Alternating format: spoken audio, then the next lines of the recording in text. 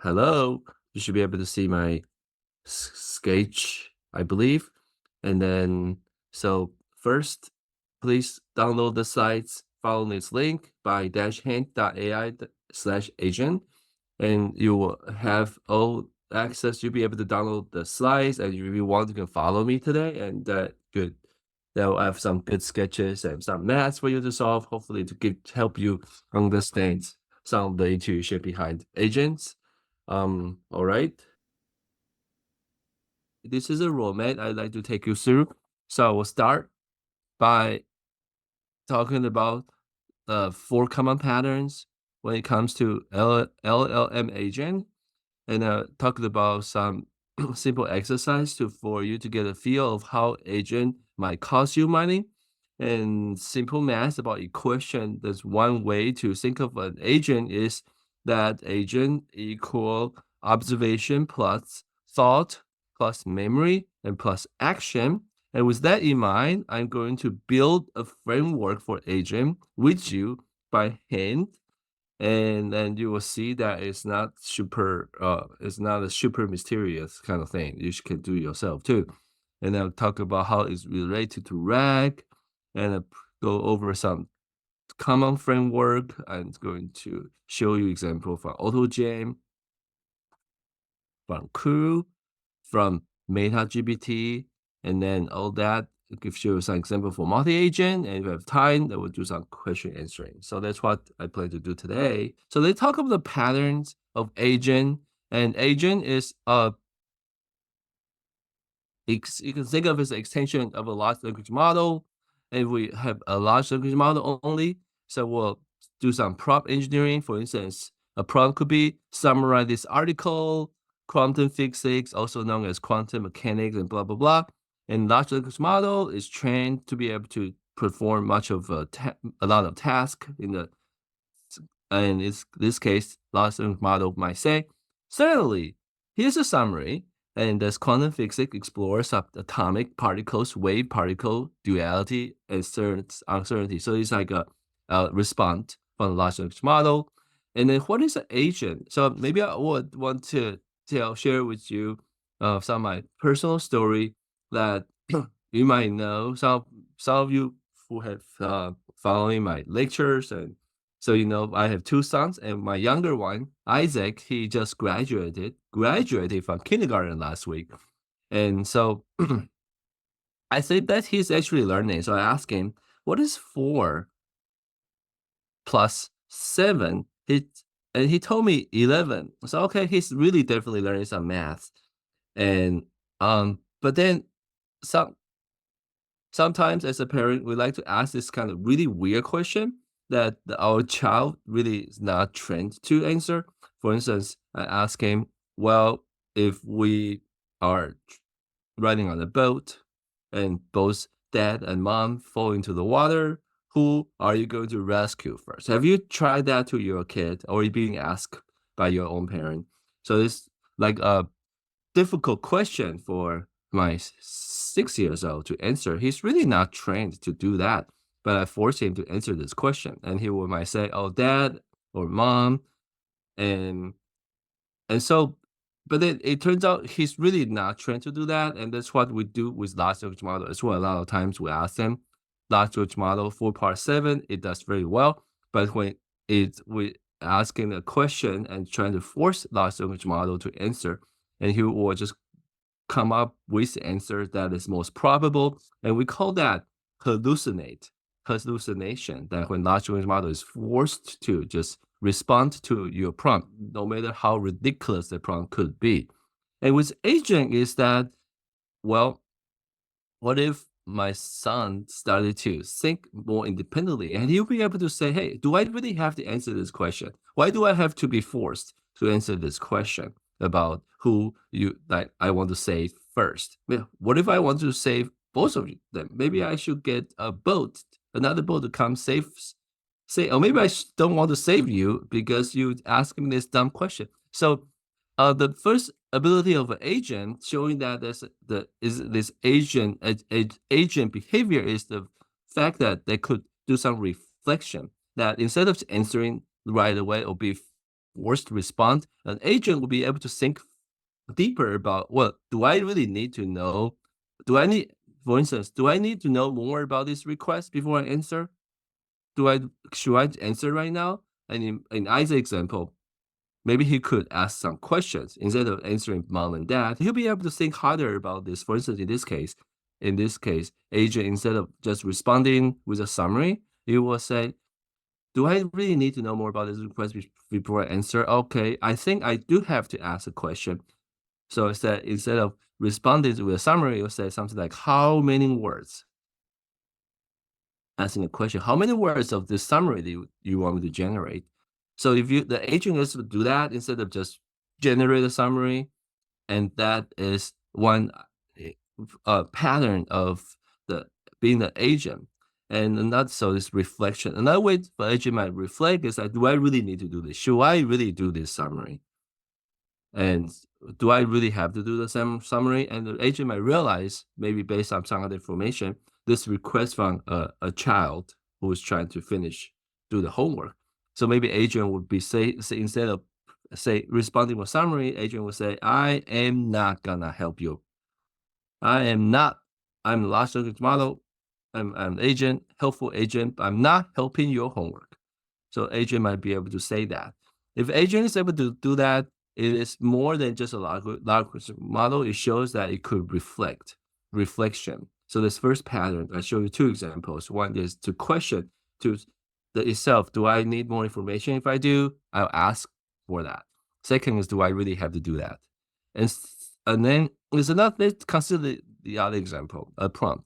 What is the airfare from LA to NYC? There's a prompt from the user. And with a traditional large language model, it's being forced to answer anytime it's provided with a prompt. It will say $500. Maybe it's correct. And then they will say, oh, yo, you're doing such a good job. If it's not correct, and we blame the large language model saying that, oh, you are just hallucinating. And with the agent and the model would be saying like, oh, maybe I should check something else. I know that I'm not able to answer. I'm not able to answer this sort of fact question, or based on the current price. Should I check an external source? And then agent will say, instead of responding with dollars, it will say, well, just wait a minute. I will call the airline for you. I will call the airline. I will check the website so I'll use that external tool to the second pattern to, instead of responding right away, I will just hold out. I will try and call the airline. Another example. So what is the airfare from LA?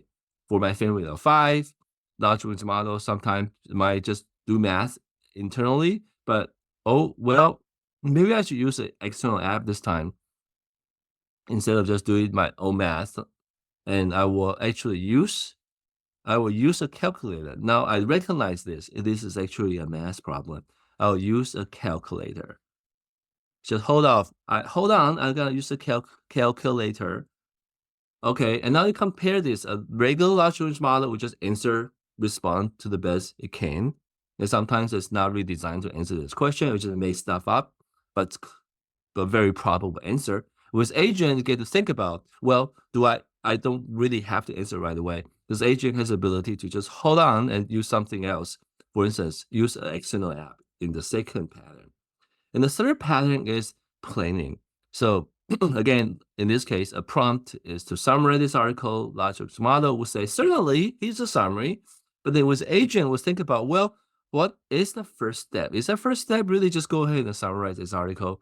And it turns out maybe the first step that the agent is trained to summarize the article is that, well, maybe the first step is to know your audience first. Maybe I need to know my audience. I know the step one is know the audience that language teacher will tell you. And now my first step is know the audience. And so in order to do that, I'm going to ask you a question, which is, who is this for? Who is this summary for? Are we talking about a 6-year-old like my son Isaac? Or I will summarize it for your high school teacher because you're doing homework? Maybe not.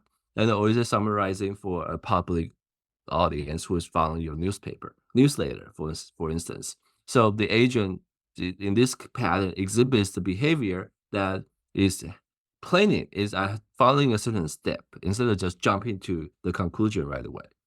And the last pattern I want to show you is the multi-agent involving our multi-agent planning. So similar question, can you give me a discount to NYC on the flight large language model? And they'll say, well, it's really not. In this case, I just say, no, I can't. I can't give you an account. It's more likely the large language model cannot give a discount. That's rather than can give a discount, but large language models doesn't really know that it doesn't really have to answer this question on its own. Although large language model is always being forced to answer this question. Whereas the agents that, well, who else? Maybe I know I'm not able to, but I do have an option to call for help. Who else can do this better? So I'll say, let me ask the manager. Let me ask the manager here. Or manager is another agent, or manager can be a human.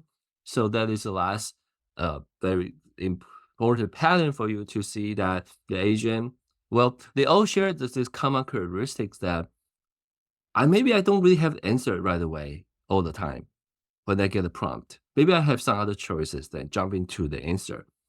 These 4 patterns exhibit those 4 choices. So that's a little review. How can you recognize large language model agent patterns? There are 4 of them, and it is in this particular presentation.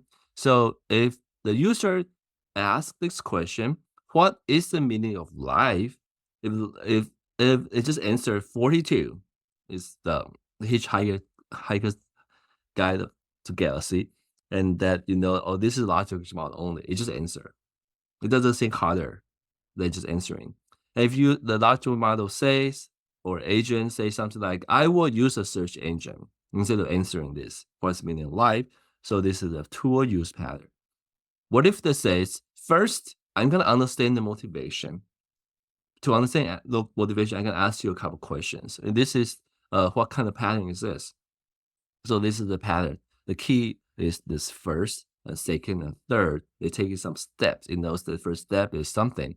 So this the pattern of planning. I will ask the librarian,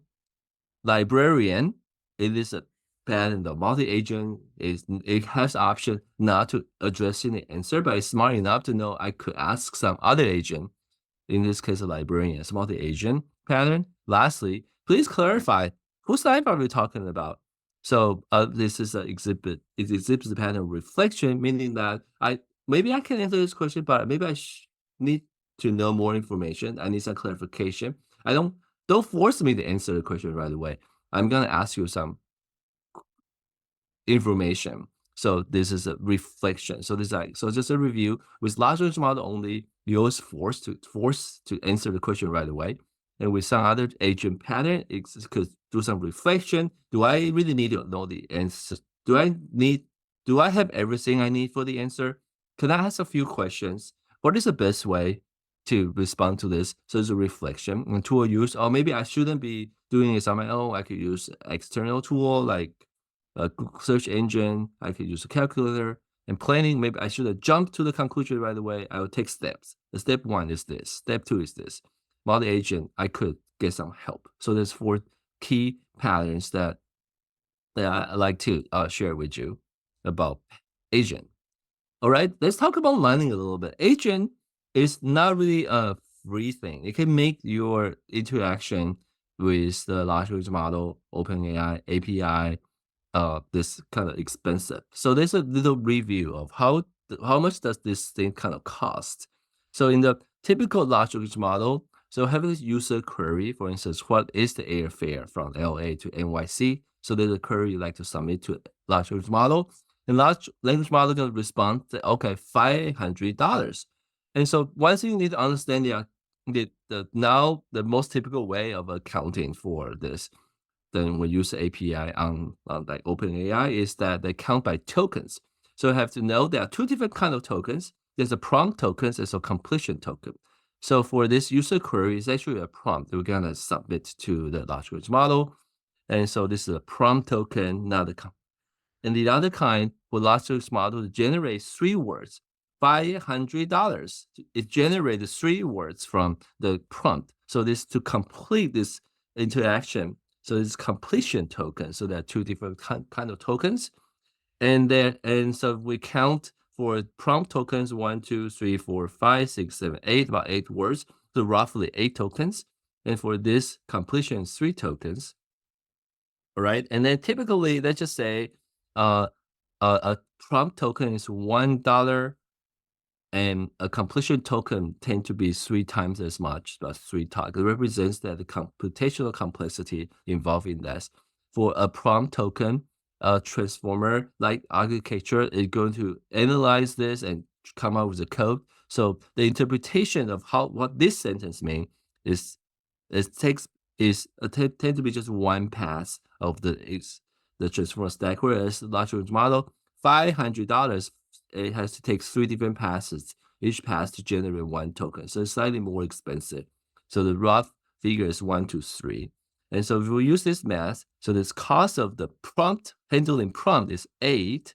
The cost of handling completion or responding with 3 tokens is 3 times 3 is 9. And altogether 17. So it's very simple math to do this kind of calculation. And with the agent, what does an agent cost? We still have a user query, and this is a prompt token. And then it's same sentence 1, 2, 3, 4, 5, 6, 7, 8. The 8 of them, $1 each. So let's say 8. And so for agent prompt, what is the agent prompt? So with agent is that we're trying to let them give agent the ability to act, to think a bit more. So we'll say something, add that to the user query in the background. Agent is going to add the extra things called you are a helpful assistant. You can use Google as a tool we use.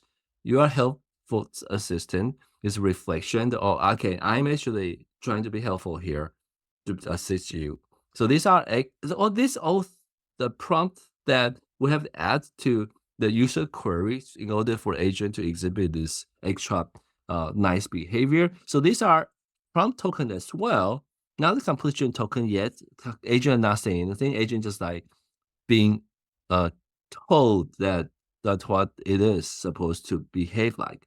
So this is a prompt token. We'll count 1, 2, 3, 4, 5, 6, 7, 8, 9. There are 9 tokens for the same amount of money, $1. So it's 9. And for agent response, $500. Okay, I'm trying to be helpful, $500 in this case. I should do know. Maybe I have to check the database. So this is a completion token here. And so 3 tokens. And this part of the math is the same. $3 per token because it's 3 times as expensive, roughly. So 9. So then you add them up together, the total cost for this transaction. So 17 plus 9 is 26, all right? So now we kind of operate in the agent realm, and the cost has increased from, what is the previous slide? 17 to 26. Every time you add something to agent prompt to make it think about stuff, make it reflect, make it use tools, make it communicate with other agents in multi-agent setup. This kind of stuff is all gonna add to your prompt and increase the cost of this. And assuming the response is the same, maybe the response could be more verbose, you're gonna pay for more completion token as well. So this is like simple math. We're gonna come back to give you an idea. Agent is not free. It's no free lunch. I want my son Isaac to act more like agent. I still have to bring him to school and invest time and effort. So it'll take still would be some extra costs associated with something to keep in mind. It's not free. All right, now I want to talk about the agent equation, the following this pattern. But then there's this one equation I kind of like a lot. It's actually proposed by the MetaGPT folks, and to elegantly summarize what agent really is, and in this mathematical formula. So agent equals L. What is L? L and large language model plus O, observation, being able to observe stuff. Observe. How do I say observe? Observation. And then also add thought. Agent can think about stuff. Reflection. And his memory can remember your past interaction and remember some other facts, and action take actions. All right. So this is what agent is. So if you take this Another way to think of it is there's also what large language model is not. Large language model is actually not observing stuff. You have to add the ability. It's not thinking deeper reflection. It just generates and predict the next word. But it could be you can add to it. And memory doesn't remember. It just everything is coded in the transformer stack. It doesn't preserve the memory, but you can add to it. And it doesn't take action outside of this generating a word, but you can also add to it. And once you add it all to the large language model, you get this agent. And then we'll think about some of the verbs. So observer doesn't mean you can see stuff, and you could thought, you could think, you could reflect, and memory, you could remember. You need to remember an action you would do. You can't do stuff. You can do 1, 2, 3, 4 different choices. So you can specify the action, large language model that to think about and actually perform afterward. So this is a question.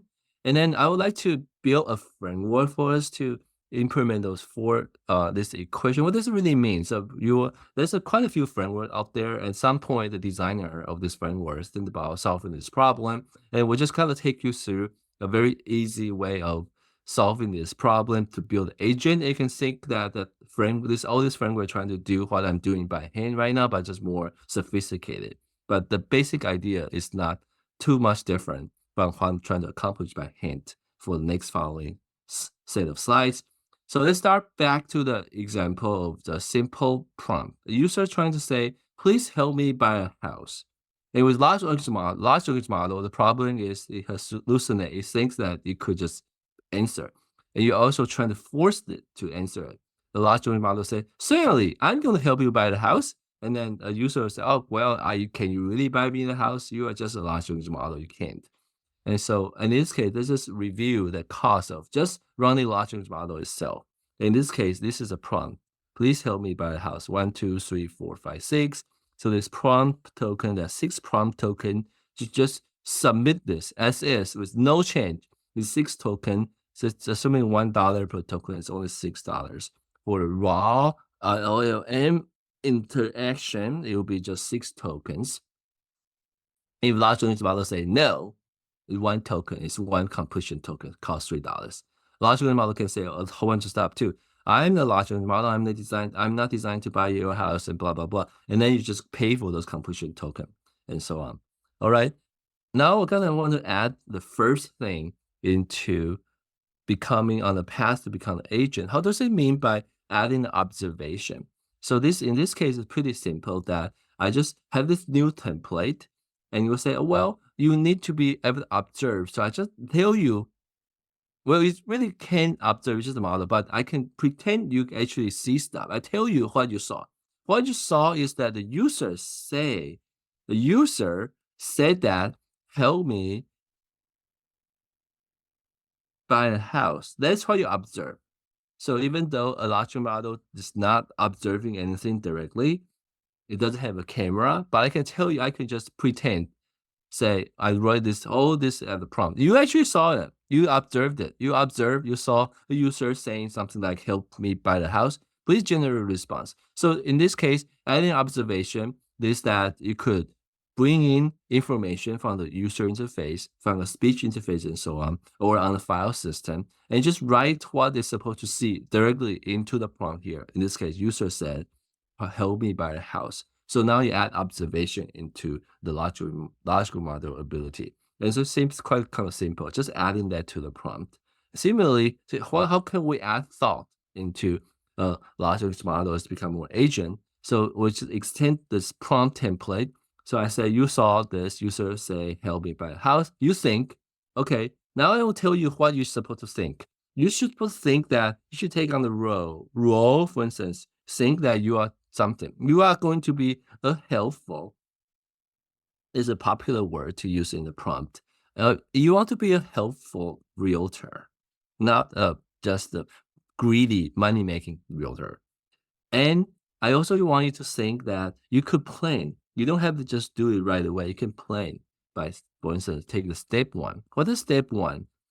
Being a helpful realtor. I would like to suggest that the step 1, as you plan this, is you want to know your client. So All right, so all this are a prompt they're going to add to the large language model, but now that prompt would have given the large language model the ability to observe, because I wrote what's supposed to observe there. And you also use this supposed to think that you are helpful with realtor. You're supposed to plan step one, know your client with all this extra prompt into it. So this large language model all of a sudden become more like agent, not because it sees stuff, you also think stuff instead of just responding right away. A general response in this case is most likely you could say, oh, okay, my step one is know your client. Maybe I should ask a question. Oh, how many people in your family? And what's your budget? Asking this question instead of just saying, yes, I'm gonna help you buy the house and just hallucinate. It's now at least with thought, with observation, is able to do something more intelligent instead of jumping to the answer right away. And to add the memory, what is the memory? You can add the year. Okay, I'll tell you, okay, well, you actually remember stuff. I gotta write down what you're supposed to remember. So the first step, maybe you supposed to remember some interaction history for this client that last year you help. You remember, oh, you should help that. You should remember that, oh, you actually help. So I help, I remember I helped that. I helped this client rent an apartment last year. So this is maybe important information. All of a sudden, this language model knows, hey, I do have a history of this client. It's not a new client. I should behave as such, change my behavior. And then also have some data, real-time data from the database. Maybe that, okay, I know that I just remember there's 3 new houses just got listed. So you write that memory directly into a prompt as well, just listed. So I write this into their prompt. All this together, now that large language model saw stuff, thought about stuff, has some uh, thought and also some memory here. And you can think of in practice, this history could come from some kind of private database. The data could from such as the vector database to store all the information, interaction history. Data could come from some real-time API that connects to the listing agency's database, but then being added to your prompt. That is what this is doing. And then the next, I'm going to talk about next action, extend this prompt. Says, okay, maybe you just don't use a lot of things you might have seen on the internet in the print training to do stuff, but I want to focus on this, a few actions you want to do. One is that, well, you could talk to the sailor agent, So I'm just coding this. Talk to the sailor agent. This is the first action you can do. And I can code this by talking. I'll connect to kind of calling API or connect to some kind of communication, leave a message to the agent for the sale on the sailor side. Okay, maybe I can book the appointment. This is something that a choice for you to think about. All right, so let's book an appointment. I would kind of make it more explicit. Hey, this large language model, you have these 2 ideal actions you can choose from, and they have some kind of underlying interpretation you can do.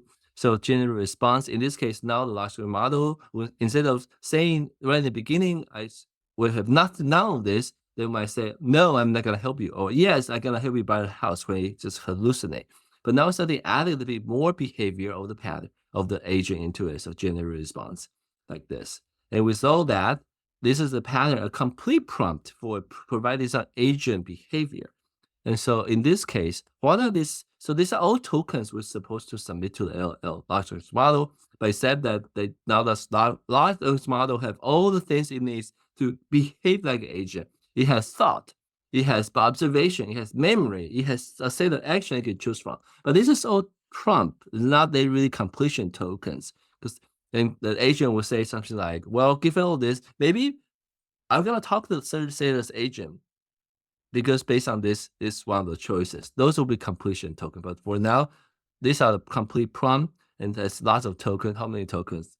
I wrote it down actually. So these are 52, about 52 words and 52 tokens. Each token costs $1. So total cost is $52.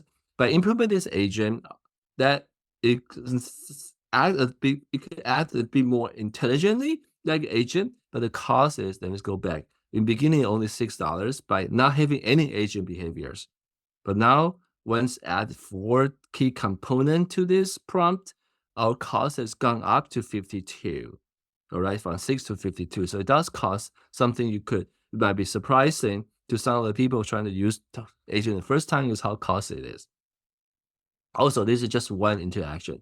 If you have a dialogue and every time the agent says something back to you, this prompt has to be provided as well. So so the behavior can be consistent. So it'd be basically 52 times a lot of interactions. So that's how much an agent might cost. Now we're gonna do a test program using this. So suppose we apply this pattern, this agent formula to this. Please test this program llm.cpp. So for the observation part, will be llm.c with maybe 500 lines of code. So how can agents see code? We write those code directly into the prompt. That's how it sees stuff. How can agents think that what it is trying to do? So add row. So now I want to be a tester and also based on automation. So now it knows it probably become primed to act like this. And so you remember the previous version of the code, so you can find the differences. Maybe you will do regression testing. So the previous version, how does it even remember it? Because we have to add all the 500 lines of code right directly into the prompt as well. And you can write test cases, this action, write test cases. You can compute coverage to make sure it's good coverage. So these are something that you write directly into a prompt as well to tell this. And then we do some accounting. So now the prompt token, how many prompt tokens? If we add all 500 lines of this source code into this, so this will be a lot of tokens, for instance, 5,000. And maybe a more refined tester automation description that we want you to think or take steps, and then we have 100 tokens to do that. Another 5,000 token for previous version, and hopefully large model be able to compare them. And some more actions will tend to be fewer. And so you can start to see that things that can scale pretty quickly is how much memory you put into the agent, or also how many observation you put into the agent. So this can add up like this. So roughly about 10K token just to implement this. So it can get pretty pricey as well, something to think about when you actually go for agent. If you have a unlimited budget or you run your own large language model locally, then it doesn't really matter. But you're trying to use OpenAI API, you have to pay for it. Something to think about when you choose the framework. And for the RAG, and then I think so RAG, in the previous talk, I talked about RAG equals query, prompt, and context. I give you some example that we're starting from query, and query will be added into this to the question. And some prompt will be, this example, you are helpful and respectful and honest assistant. And then your answer should not include any harmful, unethical. So these are extra prompt added to this query. And you also want to be socially unbiased and positive in nature. And then also we add a database into this context. So how much does Tom make? They will, based on this database, look at Tom 50 and large language model. All this information will be able to say 50.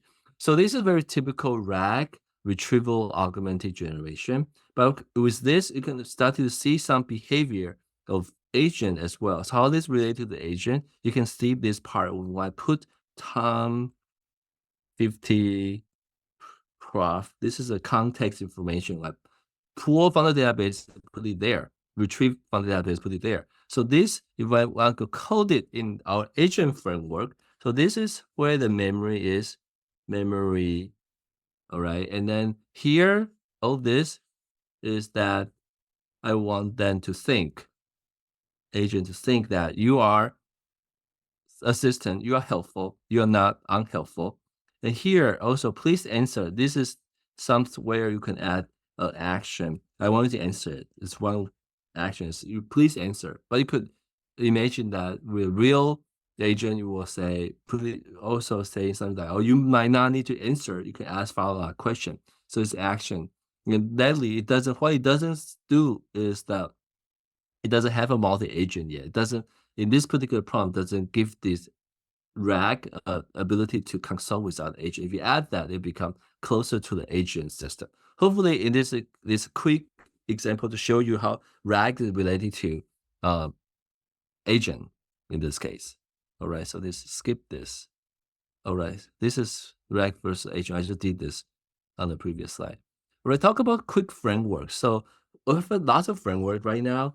And then, so three of them I'm gonna talk about agent, so called the AutoGen. So this is the, then we have this MetaGPT and Crew AI. And so when you remember back to the front end work, the time when you learn about front end, there's Angular, React.js, and Vue.js. In my opinion, it kind of have a pretty a similar mapping that you can think about. The choice is all becoming your programming experiences. And so for the React framework, kind of like OOP, object-oriented programming, you're trying to create some subclasses to include agent. So in MetaGPT, it's kind of like that. You were trying to, and then for this AutoGen, it's kind of like you have the template, you fill it in, kind of like Angular. And Crew is a lot of configuration-based programming. It's similar to Vue. And so the reason why I want to map that to the framework is that for these three different framework, you might think this a lot, but all they're trying to do is just do one thing, trying to generate certain thing. What it's trying to generate a big prompt, this big prompt with all this agent behavior, thought, memory, action, multi-agent coordination, and so on. So generate a bunch of prompt tokens from just one simple stuff, but generate a bunch of tokens to add to agent behavior. And all this kind of cost money though. And then we feed them to a large language model. So this large model previously is just very dumb in terms of just responding stuff all the time and hallucinate. With all the extra agent prompt token, it will exhibit other behavior. And similarly, when we have all these three framework, what they're trying to do is also generate. What does it generate? Generate the HTML tag. So they all generate just HTML tags. And then we're going to have a browser rendering engine, take those tags and to actually display, draw user interfaces and so on. So, and that's something hopefully demystify what this framework do. And all trying to do just trying to generate these prompt tokens for you. And for instance, they take a quick look at AutoGen. So they'll have this thing that you can define. So conversable agent. So I have to say, I want to define Kathy and provide some system message. So write explicitly, you are Kathy, and then you are a comedian. So write that, and this you can see that when we write this form, I'm teaching Kathy what to think. So this is adding some thought into this. And these are some technical stuff. So I want the model to be as a GPT-4. Why? Because we're going to send this message to this model. We'll use this framework to generate this prompt, but was eventually still sent to this model we want. And there's some temperature, how diverse, and then API key so you can pay for it. And you don't want other people to see your key. So this is a very basic defining using AutoGen framework. Eventually, you just write this system message yourself like this. You are Kathy, a part of a duo comedian. So if you don't want to write that stuff, you can see that this is a default system message. And then I included this just so they're not too scared by this. But then we can learn a lot about this. For instance, this default message for this framework, you can see evidence of thinking. So where are the thinking part? It's kind of hard to read, but let me just see. So here, solve the task step by step you need to. It's about high level thinking, taking step and planning. If your plan is not provided, explain your plan first. This is like adding some thinking behavior into this prompt. And solve is that, okay, you can check the execution result returned by the user. This observation. If the result indicates there's an error, fix the error and output the code again. So we'll add that result into the prompt somewhere as well in this template. And then there's a pin, is the action here. You could browse and search the web, download with the file. You write that into the prompt as well. And this only costs money. You can count the number of tokens with system message. Each token costs some money as well. So It's even though it's extended, but you have to keep the cost in mind. And Crew AI is another framework that you could have write this role more explicit with all this fill in the blank as well. And then instead, oh, you have the role as writer, and a goal is to narrate compelling story and so on.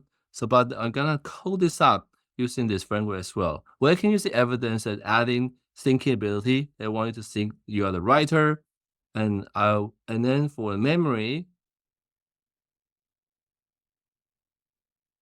and the memory is different color. So this is memory is true. So the set is flag to true to dump a lot of stuff into the prompt. And the can is the search tool, can use a search tool.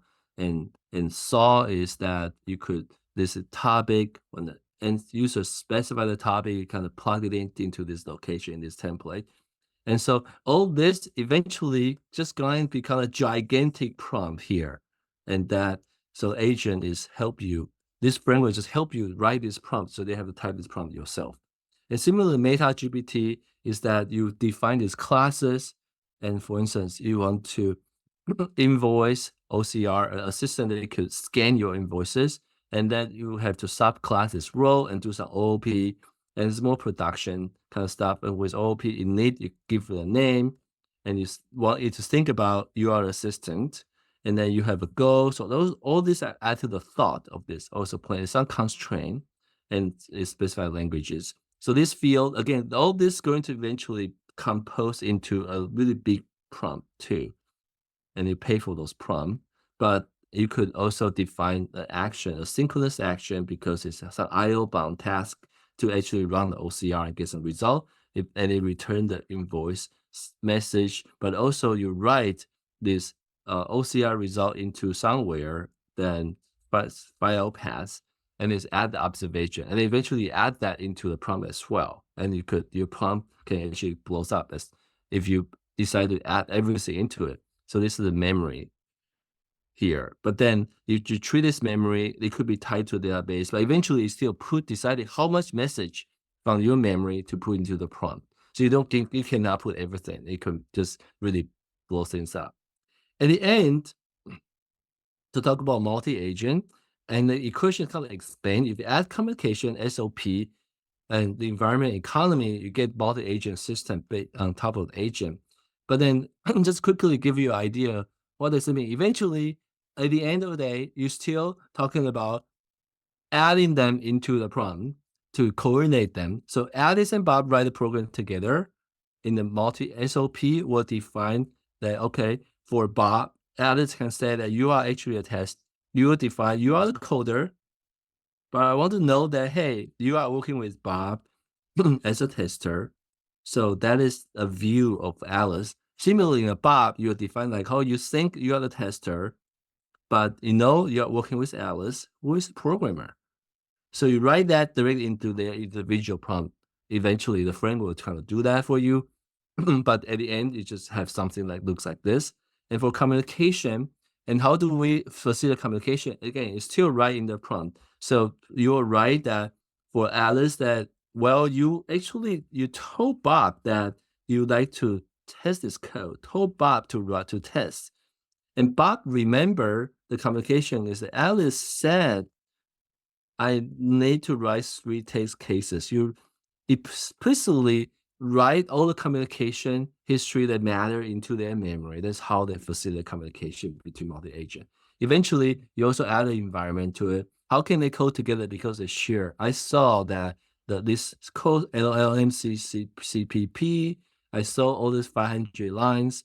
So the environment allow you to read the files, open it up, and dump the file content into the observation part of the agent. So you add the environment they both share. Once you have that, you get a multi-agent. I hope that you got the pretty good sense of how the key component of the multi-agent framework. Thank you.